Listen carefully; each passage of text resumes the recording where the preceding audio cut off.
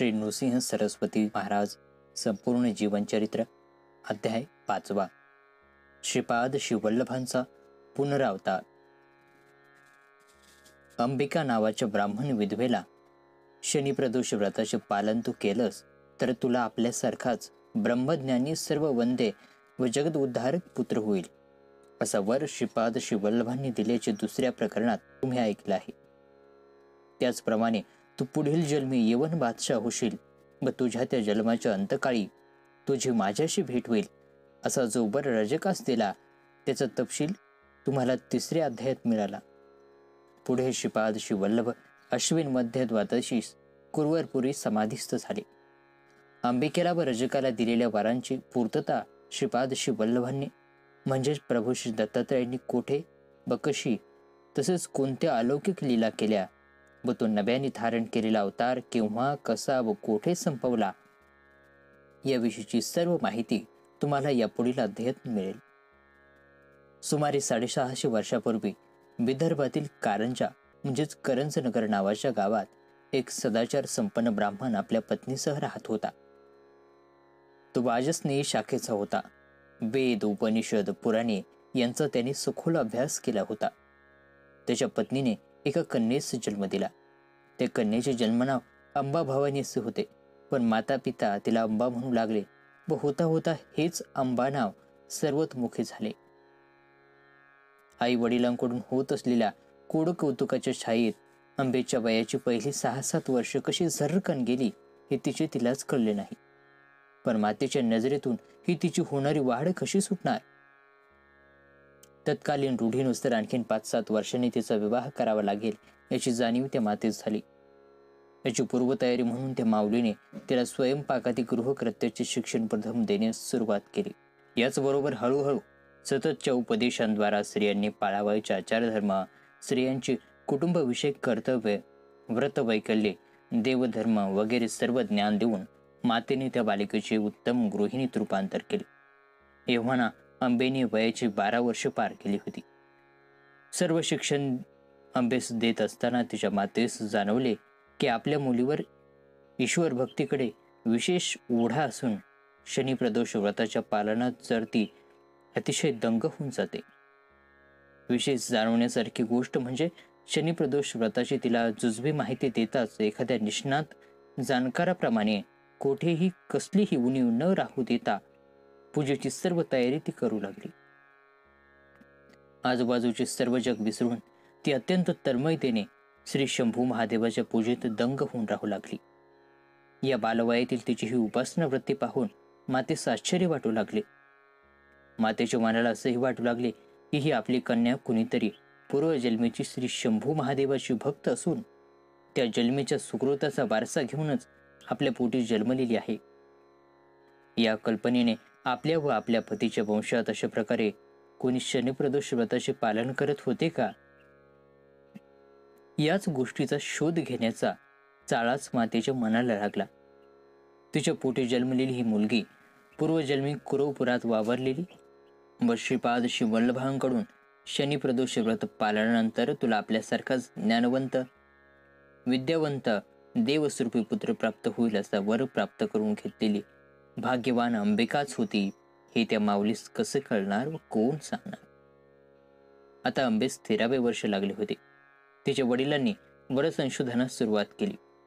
तिच्या मातेने आपल्या पतीस विनंती केली की शक्यतो भावी जावाई आपल्या गावातला शोधावा, म्हणजे आपल्या सद्गुणी मुलीची व आपली वारंवार गाठभेट होत राहील. त्यालाही हा विचार रुचला व त्या दिशेने प्रयत्नास सुरुवात झाली. त्या कारंजा गावातील विवाह योग्य वय झालेल्या तरुणांतील माधव नावाचे एका ब्राह्मण तरुणाने अंबेच्या मातापित्याचे चित्त वेधून घेतले होते. माधव शिवभक्त होता. तो सदाचारी, विनयशील व धर्म कर्मनिष्ठ होता. त्यालाच आपला जावाई करावा असं त्या मातापित्यास मनोमन वाटू लागले. ही आपली इच्छा पूर्ण व्हावी म्हणून परमेश्वराची प्रार्थना करून त्यांनी माधवाच्या घरी जाऊन विवाहाचा प्रस्ताव मांडला. माधवची व माधवच्या कुटुंबियांची अनुमती मिळताच विवाहाची पूर्वतयारी पूर्ण करण्यात आली. एका शुभ मुहूर्तावर अंबा माधव यांचा विवाह थाटामाटात पार पडला. अंबा आता पती घरी आली. विवाहानंतर काही दिवसातच तिने शनी प्रदोष व्रताच्या पालनासाठी आपल्या पतीची अनुमती मागितली. माधव तर शिवभक्तच होता. त्यानं ती परवानगी अति आनंदानं दिली. याप्रमाणे सासरी आल्यावरही तिच्या त्या व्रतपालनात खंड पडला नाही. दोघेही पती पत्नी मनोभावे कसलाही खंड पडू न देता श्री शंभू महादेवाची पूजा नित्य नियमानुसार करीत राहिली. होता होता विवाहात तर 15 वर्षाचा काळ गेला व 16व्या वर्षी अंबा गर्भवती झाली. तिला उत्तम डोहाळे होऊ लागले. तिची मुद्रा तेजपुंज दिसू लागली. तिच्या वागण्या बोलण्यात आश्चर्यकारक फरक पडला. पदोपदी होणारी तिची वागणूक, वेळोवेळी बोलले जाणारे तिचे बोल, ती जणू प्रखर धर्मकर्मनिष्ठ आहे, प्रखर ज्ञानवंत आहे असा ठसा पाहणाऱ्यांच्या ऐकणाऱ्यांच्या मनावर उमटवू लागले.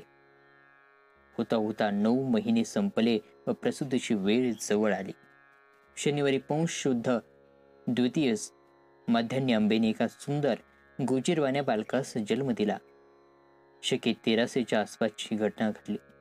भगवान श्री दत्तात्रयाने श्रीपाद श्री वल्लभ या नावाने घेतलेल्या अवताराच्या समाप्तीनंतर पुन्हा हा अवतार धारण केला होता. या अवताराने पूर्वीच्या अवतारात कुरवपुरी अंबिकेस दिलेल्या वचनाची पूर्तता झाली. जन्म होताच सर्व बालकांचे रुदन आपल्या कानी येते. ही नवजात बालके अशी का रडतात? माझ्या कल्पनेनुसार ही जन्मेच्छू बालके मातेच्या गर्भात असतानाच हात जोडून हे परमेश्वरा, या मलमूत्रात रक्तात वळवळणाऱ्या आम्हाला एकदाची सोडव अशी प्रार्थना करीत असतात. परमेश्वराने तिथून सुटका करताच ही बालके हात जोडून झटकन मोकळी होतात. परमेश्वराला विसरून विश्वमायाच्या कुशीत गुरफटतात. ज्या ईश्वराने सोडवणूक केली त्याचे हात जोडून आभार मानण्याचे भानही त्यांना राहत नाही. कृतज्ञतेचे गाठोडे जन्म घेता घेताच ते मागे टाकून येतात. म्हणून त्यावेळी व त्यानंतर सततची ही रड त्यांच्या मागे लागते. पण अंबेने जन्म दिलेल्या त्या बालकाने जन्म घेता क्षणीच रोदनाऐवजी ओंकाराचा सुस्पष्ट उच्चार केला. काय ही अलौकिक कृती! या पहिल्याच उच्चाराने माता पित्याला कळले की हा जरी आपला पुत्र असला तरी हा खरोखरीचा ईश्वरी अवतार आहे. माधवने रूढीनुसार जातकर्म उरकले. काही ज्योतिषी एकत्रित होऊन माधवच्या घरी आले व त्यांनी त्या बालकाची जन्मकुंडली तयार केली. ती कुंडली अभ्यासताना त्यांना असे आढळून आले की हा माधवचा नवजात पुत्र पृथ्वी तलावर अमर अशी कीर्ती मिळवेल. ज्ञानात, नीती, धर्म आचरणात त्याला कोणी प्रतिस्पर्धी असणार नाही व हा ज्या ज्या स्थानी जाईल ती स्थाने तीर्थक्षेत्रे म्हणून चिरंतन गाजतील. याच्या अनुग्रहाने मृत सजीव होतील, मुखे पंडित होतील. हा ब्रह्मचारी राहील. याच्या केवळ दर्शनानेच पतित पावन होतील. साऱ्या त्रिभुवनात हा पूज्य होईल. हे आपल्या बाळाचे भविष्य ऐकून माता पित्याचा आनंद गगनात मावेना. त्यांनी त्या ज्योतिषांना वस्त्रभूषणे व दक्षिणा देऊन संतुष्ट केले. 12व्या दिवशी बालकाचा नामकरण विधी पार पडला. त्याचे जन्मनाव शालग्रामदेव असे ठेवले गेले. पण जन्मतच त्याने केलेल्या उच्चाराच्या श्रवणाने ते नररूपधारी श्रीहरीच आहे हे त्या माता पित्यास जाणवले होते. म्हणून त्यास नरहरी म्हणावयाचे ठरवले व पुढे नरहरी हेच नाव सर्वतोमुखी झाले. बाळ नरहरी आता 3 महिन्यांचा झाला होता. वाढत्या वयाबरोबर बाळाची भूकही वाढू लागली. पण ती त्याची वाढती भूक त्या मातेकडून पुरी होईना. मातेला याची खंत वाटू लागली. अपुऱ्या दुधामुळे आपले बाळ सदृढ होणार नाही याची जाणीव तिला झाली. एके दिवशी सकाळीच बाळाला पाजता ही अडचण तिने आपल्या पतीस सांगितली व एखादी दाई व दुभती शेळी मिळवून बाळाच्या दुधाची सोय त्वरित केली पाहिजे असे सुचवले. माझ्या या देवस्वरूप पुत्रास मी पोटभर पाजू शकत नाही, हे माझे परम दुर्भाग्य आहे असेही ती पुढे म्हणाली. हे सर्व ऐकून उद्या सकाळीच व्यवस्था झालेली आढळेल असे आश्वासन माधवने तंबेस दिले. हा त्यांचा संवाद नरहरी मातेच्या मांडीवर पडून दूध पिण्याच्या प्रयत्नात असताना ऐकत होता. त्याचा संवाद संपताच बाळाने मातेच्या मांडीवर चुळबुळण्यास सुरुवात केली व सहजगत्या हसत हसत मातेच्या स्तनाला आपल्या उजव्या हाताने स्पर्श केला. स्पर्श होताच अभूतपूर्व अशी पुत्रप्रेमाची लाट तिच्या मनी उसळली व बीजस्पर्श झाल्याप्रमाणे तिचा संपूर्ण देह थरथरला. पाहता पाहता तिच्या स्तनांतून दुधाच्या दारा वाहू लागल्या. तिची चोळी भिजली. बाळ पोटभर चुरचुरून दूध प्याला. की त्याची अलौकिक लीला पाहून माता पिता दृढमूढ झाले. बाळाला कोणाची दृष्ट लागू नये म्हणून त्यांनी ही घटना गुप्त ठेवली. दाईविना वा शिळीविना दुधाची पूर्तता नरहरीने आपलीच आपण करून घेतली व मातेला सुखी केले. नरहरी वयाच्या 6व्या महिन्यात पदार्पण केले. आता तो काही केल्या पाळण्यात झोपेना. त्याला भूमीच अतिप्रिय आहे असे दिसू लागले. तो भूमीवरच रममान होऊ लागला. या वयापासून जणू तो शय्या भूमितलम दिशोपी वसनम ज्ञानमृतम भोजनम या वैराग्य वृत्तीचे पालन करत होता. एवढे सर्व असताही ओंकाराशिवाय कोणताही उच्चार त्याच्या मुखातून होत नव्हता. आता तर तो वर्षाचा होता असला तरीही ओंकाराविना अन्य कसलाही शब्द उच्चार कानी येईना. हे पाहून मातापित्यास काळजीच वाटू लागली. आपल्याकडून शनिप्रदोष व्रताचे पालन काहीतरी लहानशी का होईना पण अजाणता चूक झाली असणार म्हणून ईश्वर स्वरूप पुत्र होऊनही तसे बोबडे बोल ऐकण्याचे सुख आपल्याला मिळत नाही असे मातुला वाटू लागले. मातापिता कष्टी झाले. नानाविध उपायांनी त्याला बोलता करण्याचा प्रयत्न झाला पण सर्व प्रयत्न विफल ठरले. बाळा बोलणारे, काहीतरी बोल ना. तुझे शब्द ऐकण्याचे कान आसुसले आहेत असे मातेने म्हणतात. बाळ मातेकडे पाहून प्रसन्नतेने फक्त हसत राहायचा. आज ना उद्या चमत्कार घडेल, देवाची कृपा होईल व बाळाचे शब्द कानी पडतील या आशेने वाट पाहत पाहत दिवसामागून दिवस, महिन्यांपासून महिने व वर्षापासून वर्ष गेली. आता बाळाला 7वे वर्ष लागले. मातेला ही बाळाचे मौन असह्य झाले. ती देवापुढे बसून नित्यप्रमाणे प्रार्थना करत होती.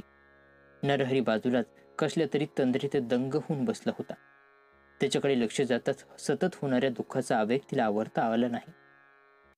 आर्ततेने ते देवाची विनंती करू लागली. ती म्हणाली, देवा महादेवा, हे शंभू दयाळा, नाही रे आता हे सहन होत.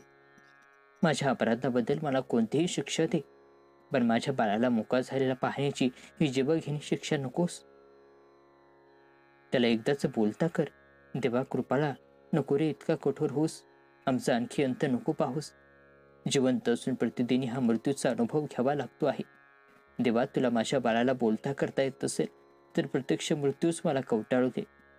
या असह्य दुःखातून माझी एकदाची सोडवणूक कर. अशा देवाची आठवण करीत ती माऊली धाय मोकलून रडू लागली. नरहरी हे सर्व पाहत होता. आईचे बोलही ऐकत होता. त्याचा चेहरा कावराबावर झाला. तो मातेपाशी गेला व मातेचे ते अश्रू त्याच्या पदराने पुसू लागला. काही खुणा करून दाखवू लागला पण मातेना त्याच्या खुणांचा अर्थ समजेना. फक्त त्याला आपले रुदन पाहवत नाही एवढेच तिने जाणले. बाळा लागलीच कोपऱ्यात असलेल्या लोखंडी खलबत्त्याकडे गेला व त्याने त्या खलबत्त्यास हात लावला. त्याचा तो हात लागताच लोखंडाचा खलबत्ता सुवर्णाचा झाला. मातेला आश्चर्य वाटले. त्याने घरातच इतरत्र वावरत असलेल्या आपल्या पतीस लागलीच देवखोलीत बोलावून घेतले. त्यास तो सुवर्णाचा खलबत्ता दाखवून काय घडले ते सांगितले. माधवला आपण स्वप्नात तर नाही ना असं वाटले. त्याने तिथल्या 4 काही लोखंड्या वस्तू नरहरी समोर ठेवल्या. त्या स्पर्श करण्यास सांगितले. त्याने तसे करताच त्याही सुवर्णाच्या झाल्या. माता पितेला हा अलौकिक चमत्कार पाहून अत्यानंद झाला.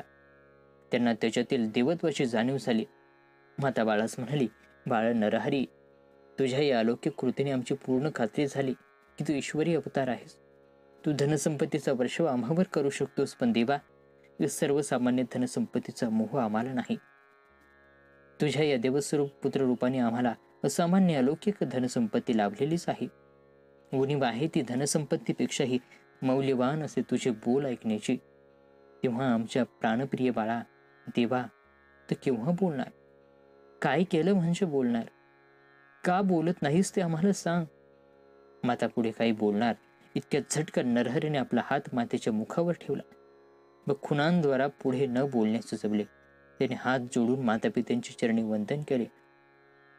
हातांच्या खुणांनी व चेहऱ्यावरील आविर्भावाने त्यास हळूहळू समजावून दिले की आपल्या मौजी बंधनानंतर आपण बोलणार.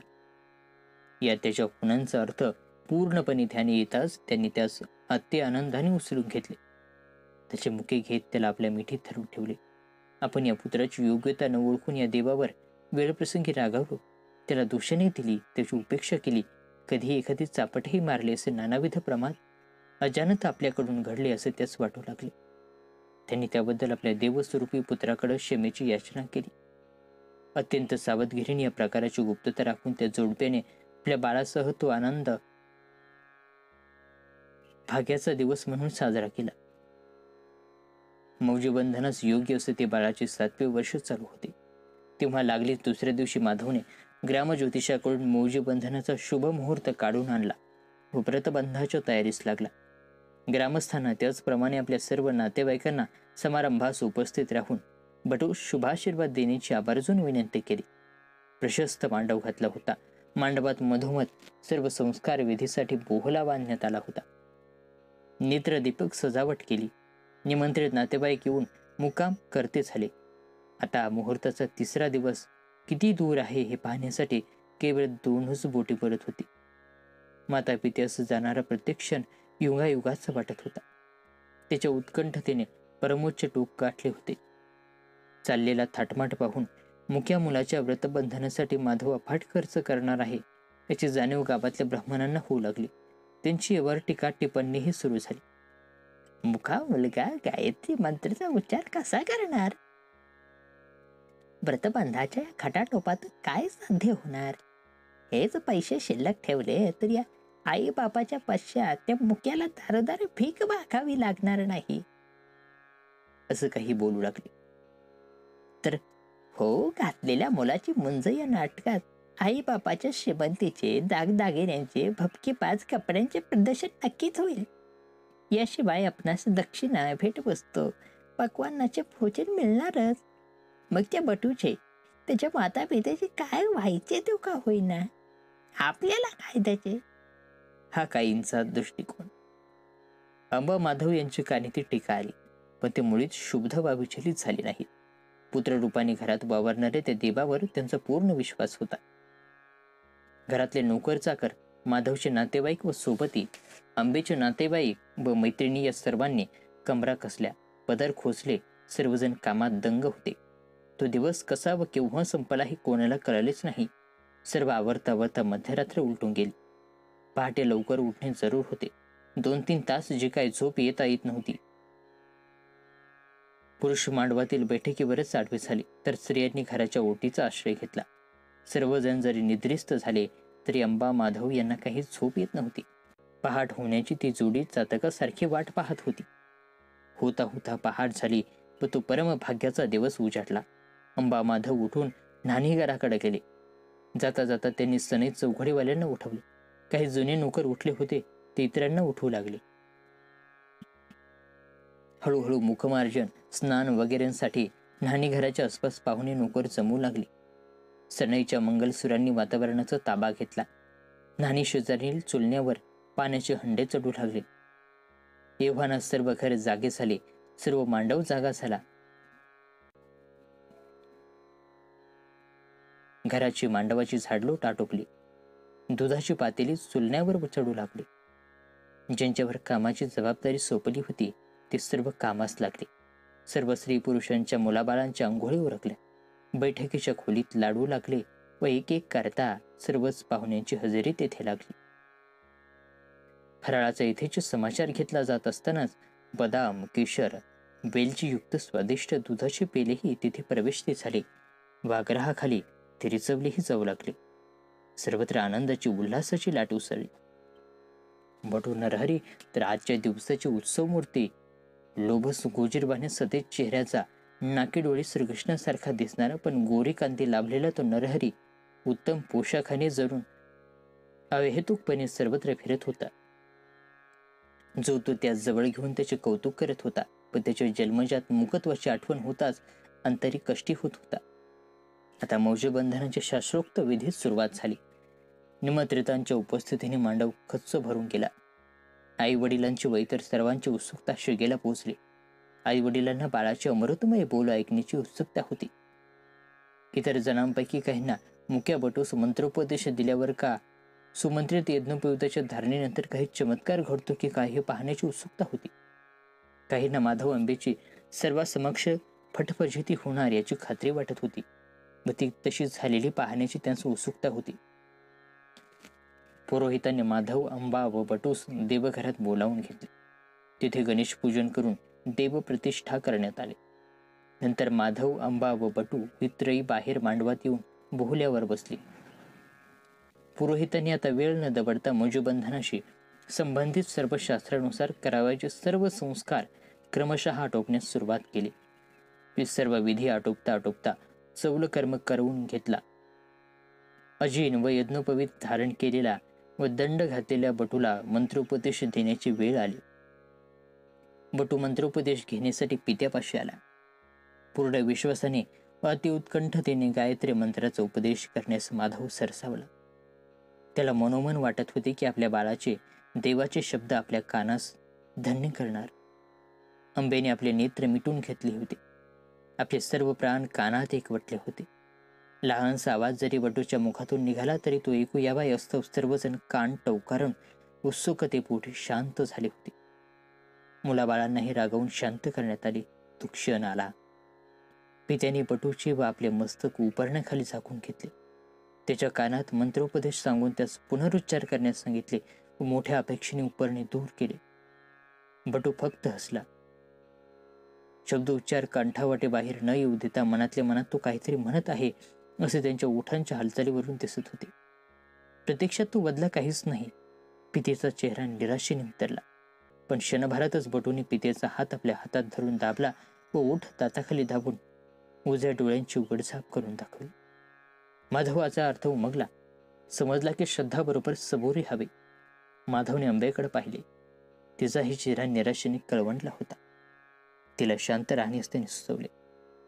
ज्याच्या त्याच्या स्वभाव प्रवृत्तीनुसार उपस्थितांपैकी काहींना आपली निराशा लपवता आली नाही, तर काहींना आपला छद्मी आनंद लपवता आला नाही. उत्सुकतेपोटी निर्माण झालेली शांतता आता विराम पावली. घडलेल्या प्रसंगावर हलक्या आवाजात गटगटातून विविध प्रकारचे भाष्य चालू झाले. माधव आंबा यांनी तिकडे दुर्लक्ष केले. पुरोहित व्रतबंधाशी संबंधित होमादी पुढील विधी उरकत होते. आता बटूला मातेने भिक्षा देण्याची वेळ आली.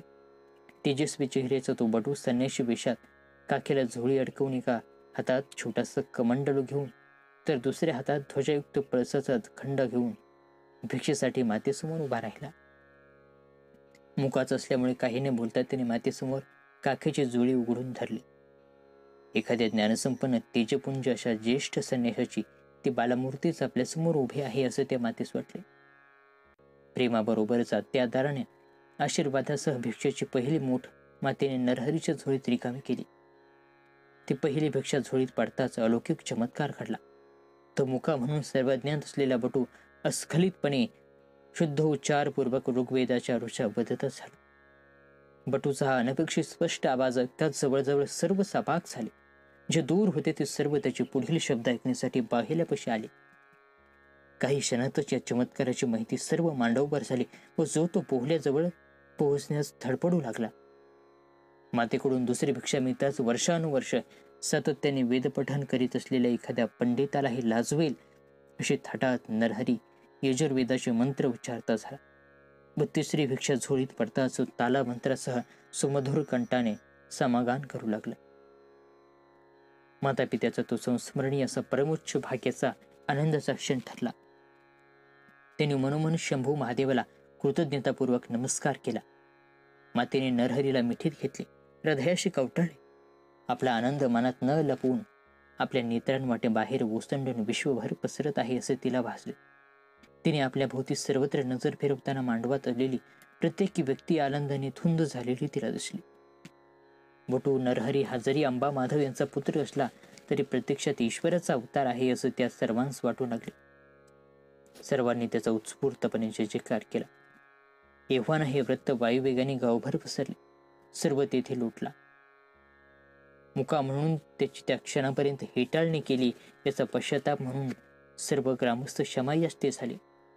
आपली वये, आपली बुद्धी यांचा अभिमान बाजूला ठेवून आबाल वृद्ध स्त्री पुरुषांनी चरणी वंदन केले. त्याच्या मातापित्याबरोबर आपणही धन्य झालो असे त्या सर्वांना वाटू लागले.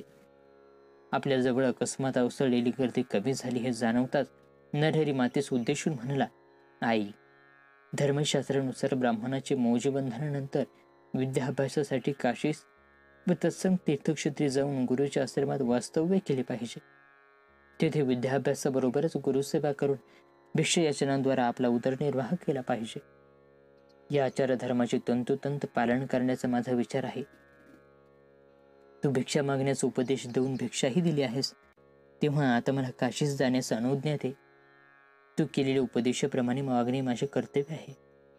असे म्हणून त्याने मातापित्यास वंदन केले. मुलाचे हे शब्द ऐकून माधव तर गोंधळलाच. अंबेच्या डोळ्यासमोर काळोखी येऊन तिची शोधच हरपते आहे असं तिला वाटले. क्षणभरात तेथील त्या आनंदी वातावरणात दुःखाची काळजीची पडछाया पसरली. पतीचा आधार घेऊन आंबा कशीबशी उभी राहील. थोडीशी भानावर येताच ती म्हणाली, बाळा, हे बोलण्यासाठीच का जन्मल्यापासून आजपर्यंत तू मौन पाळून होतास? थोड्याच वेळापूर्वी तुझ्या तोंडून वेदऋषा ऐकल्या. वाटलं की आता यापुढे तुझ्या तोंडून या घरात सातत्याने वेदघोष होईल व तो ऐकून माझे कान धन्य होतील. पण तू तर आमची निराशा करण्याचा निश्चयच करून बसला आहेस. नको रे असं करूस. एकुलता एक मुलगा तू आमचा. आमच्या वृद्धपणी आम्हाला सांभाळण्याची जबाबदारी तुझीच आहे ना. बाळा, असं निर्दयी होऊ नकोस. अविचार करू नकोस. तू येथेच राहून खूप विद्याभ्यास कर. तुझ्या शिक्षणासाठी तुझ्या इच्छेनुरूप तू म्हणशील तशी व्यवस्था तुझ्या पिताशी करतील. हा हट्ट सोडू दे. असे म्हणून दुःख वेगाने ती हुंदके देऊ लागली. तिला उभे राहणे अशक्य होते. ती माधवच्या आधारानं खाली बसली. नरहरी पण तिच्यासमोर बसला व म्हणाला, आई, तुला कसं समजावं? मला गेलेच पाहिजे. इतरांप्रमाणे संसार करीत राहण्यासाठी हा माझा जन्म झालेला नाही. जीवनाच्या या छोट्याशा चालीत मला पुष्कळ काही करायचे आहे. ते करण्यासाठी मला गेलीच पाहिजे. मी घरी राहून ते कसे शक्य होईल? मी घरी नाही म्हणून तुम्ही निराधार होणार असं स्वप्नात सुद्धा वाटू देऊ नका. तो शंभू महादेव तुमचा चिरंतन आधार आहे. त्याच्या कृपेने तुम्हाला आणखी 4 पुत्र होतील व ते तुमची मनोभावे सेवा करतील. माझ्या शब्दांवर पूर्ण विश्वास ठेवा. माझे शब्द खोटे होणार नाही. तू तर पूर्वजन्मापासूनच त्या दयाघन शंभू महादेवाचे नित्य पूजन करीत आहेस, तर तुला कधीच दुःखी कष्टी करणार नाही. असं म्हणून नरहरीने आपला उजवा हात मातेच्या मस्तकावर ठेवला. तो हाताचा स्पर्श होताच मातेस आपल्या पूर्वजन्माचे स्मरण झाले. पण नरहरीच्या जागो प्रभू श्रीपाद श्री वल्लभ तिला दिसू लागले. तिला कुरवरपुराच्या नदीकाठचा तो प्रसंग स्पष्ट दिसू लागला. तिचे नेत्र आनंदाने फुलून आले. मुखावर पसरलेल्या दुःखाच्या चिंतेच्या दाट छायांचा आता मागमूसही उरला नव्हता. तिची खात्री झाली की प्रभू श्रीपाद श्री वल्लभांनी तिला आपली माता होण्याचे परम भाग्य देऊन गेल्या जन्मी दिलेला तो वर त्यांनी पूर्ण केला. नरहरीकडे पाहण्याची तिची दृष्टी बदलली. ती उमजली की हा मुलगा लौकिक अर्थाने जरी आपला वाचला तरी पूर्ण अर्थानं तो विश्वास आहे. हनुमान वंदन करून तिने नरहरीच्या चरणद्वये भक्तिप्रेमाने धरले. नरहरीला तिच्या अंतरीचा प्रत्येक विचार कळत होता. त्याने दिसलेल्या प्रकाराची वाच्यता करू नकोस असं त्याला सांगून लागलीच तिच्या मस्तकावर पुन्हा एकदा आपला हात ठेवला. हा दुसरा स्पर्श होताच तिला आलेली पूर्वजन्मीची स्मृती आता विस्मृतीत ढकलली गेली. पुढे नरहरी मातेस म्हणाला, आई, तू ज्ञानी आहेस, याची वाच्यता कोणाकडे करू नकोस. मी संन्यासी येते म्हणून या जगात वावरणार आहे. तुला म्हणून सांगतो, संसारासाठी माझा जन्म झालेला नाही. सगळ्या तीर्थक्षेत्री संचार करणे मला अत्यावश्यक आहे. तेव्हा आता निरोप दे.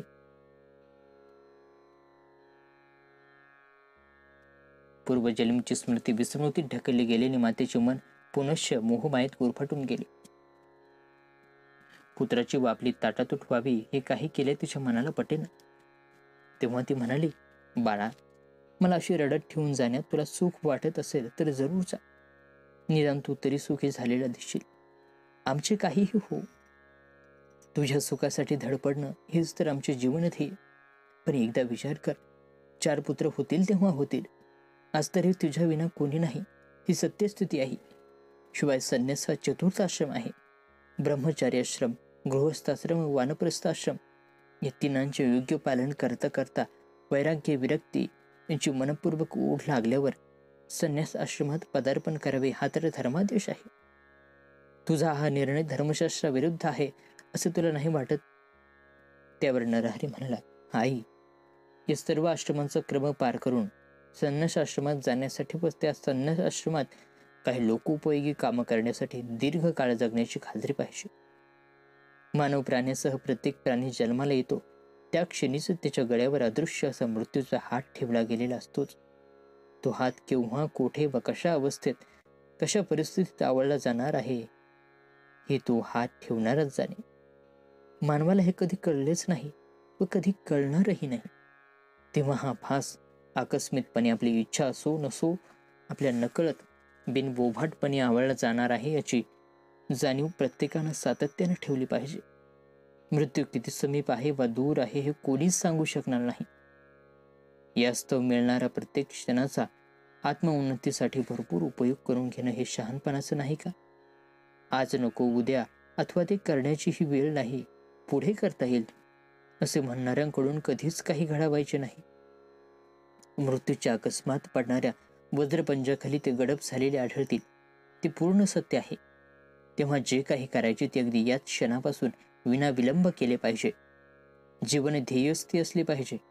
येणारा प्रत्येक क्षण हा मृत्यूचा आहे हे जाण ठेवून व त्या मृत्यूचे भय न बाळगता हाती पडलेला प्रत्येक क्षण ध्येयपूर्तीसाठी वापरणे हाच पुरुषार्थ आहे. जीवनाचे सार्थक यातच साठवलेले आहे. तेव्हा माते, तू नश्वर देहाचा मोह सोड, माया मोह दूर कर व कृपया मला अनुज्ञा दे. माता म्हणाले, बाळा, तू म्हणतोस ते सर्व खरे आहे, बरोबर आहे.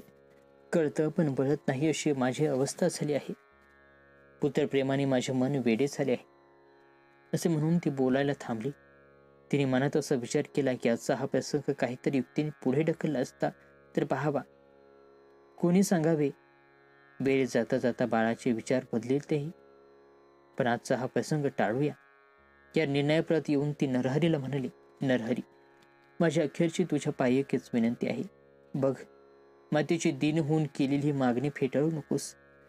मला 4 पुत्र होतील व त्यांचा आधार मला मिळेल हे तर तूच सांगितले आहेस.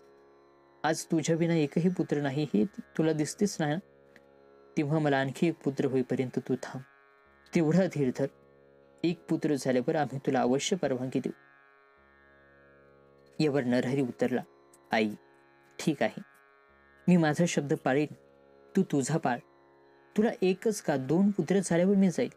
तोपर्यंत थांबेल. झाले ना तुझे समाधान? मातेने यावेळी शब्दांनी उत्तर न देता त्याला आपल्या उराशी कवटाळले. त्याच्या मस्तकावर आनंद अश्रूचा वर्षाव केला. अशा प्रकारे त्या प्रसंगावर पडदा पडून पुनश्च निर्भेळ आनंदाचा प्रत्यय सर्वांस आला. सुखातून दुःखात व दुःखातून सुखाचा जन्म होत असतो याचे प्रत्यंतर त्यास मिळाले. आता नरहरी घरीच वेदाभ्यास करू लागला.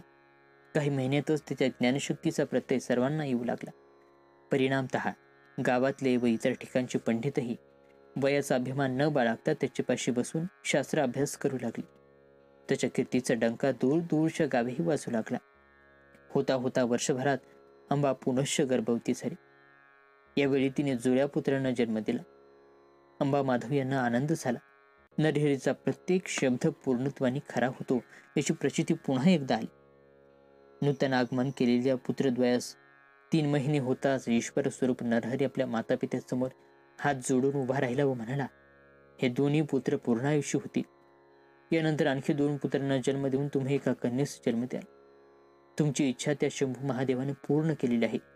मी वचन पाळले. आता माझ्या प्रयाणास अनुज्ञा देऊन तुम्ही वचन पाळा. नरहरीचे बोल ऐकून त्यांना पूर्वीप्रमाणे दुःख झाले नाही. कारण ते वर्षभराच्या म्हणजे त्या सहवासात त्यांची मनोवृत्ती पूर्णपणे पालटली होती. तो एक ईश्वरी अवतारच आहे हे त्यांना पूर्णपणे पटले होते. त्याच्या प्रत्येक कृतीने ते त्यास जाणवत होते. तेव्हा त्यांनी त्यास भक्तिभावाने वंदन केले. माता म्हणाली, बाळा, तू तर देवच आहेस. तुझ्या इच्छेबाहेर आम्ही जाऊ शकत नाही. आम्ही मोहपोटी तुला सामान्य पुत्रांप्रमाणे वागवले. तुझ्यावर वेळप्रसंगी रागावलो, रुसलो. या आमच्या सर्व प्रमादांबद्दल आम्हाला क्षमा कर. तुझ्या प्रयाणाच्या आड आम्ही येऊ शकत नाही. कारण विश्वकल्याणार्थ तुझा हा अवतार आहे. तुझ्या आशा जाणीने तुझ्या देवस्वरूपी दर्शनाच्या आनंदाचा आम्ही मुकणार याचाच खेद होतो रे. यावर श्री प्रभू म्हणाले, ज्यावेळी आत्यंतिक भावाने तुम्ही माझी आठवण कराल त्यावेळी मी तुमच्यासमोर उभा आढळेल. तुम्ही आयुष्यभर सुखी व्हाल व अंती मोक्षपदी आरूढ व्हाल. 30 वर्षांनी मी तुमच्या भेटीसाठी येथे येईल. आता मी बद्रिकावनास जात आहे. ऐकून त्यांनी त्यास आशीर्वादासह अनुज्ञा दिली व केव्हा निघणार याची चौकशी केली. यावर नरहरीने दुसऱ्या दिवशी सकाळी प्रयाणाचा बेत असल्याचे त्यांना सांगितले. दुसऱ्या दिवशी सकाळी माता पित्याचं वंदन करून त्यांचे आशीर्वाद घेऊन नरहरी घराबाहेर पाऊल टाकले. गावातील आबाल वृद्ध स्त्री पुरुषांना त्याच्या प्रयाणाची बातमी समजलीच होती. त्या देवाला वंदन करण्यासाठी, त्याचे आशीर्वाद मिळवण्यासाठी अक्षरशः सर्व गाव अंबा माधव यांच्या दारी जमला होता. त्या गर्दीतून वाट काढता काढता नरहरीस नाकी दम आला. या लहान वयात तपश्चर्येस जाणाऱ्या त्या बाळाचे व अशा ईश्वर स्वरूप बाळास लोककल्याणार्थ अनुज्ञा देणारे त्या माता पित्यांचे कौतुक करण्यास गावकऱ्यांना शब्द संपत्ती अपुरी भासू लागली. सीमेवरून लोक परत फिरू लागले, पण अंबा माधव यांची पावले तिथेच स्थिरावली. मार्गक्रमण करत असलेल्या आपल्या प्राणप्रिय पुत्राच्या पाठमोऱ्या मूर्तीकडे ते टक लावून पाहत होते. पुत्राने सहज मागे वळून पाहिले. माता पिता अजूनही उभे राहिलेले दिसले. तो परत फिरला. त्यांच्यापाशी येऊन त्यांना त्रैमूर्ती श्री दत्तात्रय स्वरूपात आपले दर्शन दिले व आशीर्वाद देऊन घरी परतण्यास सांगितले. ती परमेश्वराची आज्ञा मानून अंबा माधव परत फिरले व नरहरी झपाट्याने आपल्या पूर्वनियोजित मार्गास लागला. याचबरोबर अध्याय 5 या ठिकाणी समाप्त होत आहे. या पुढील अध्यायात पाहूयात नरहरीचा नृसिंह सरस्वती होण्यामागील कथा. तेव्हा या शंकलेला अजिबात तोडू नका. पुन्हा भेटू पुढील अध्यायात. तोपर्यंत नमस्कार आणि धन्यवाद.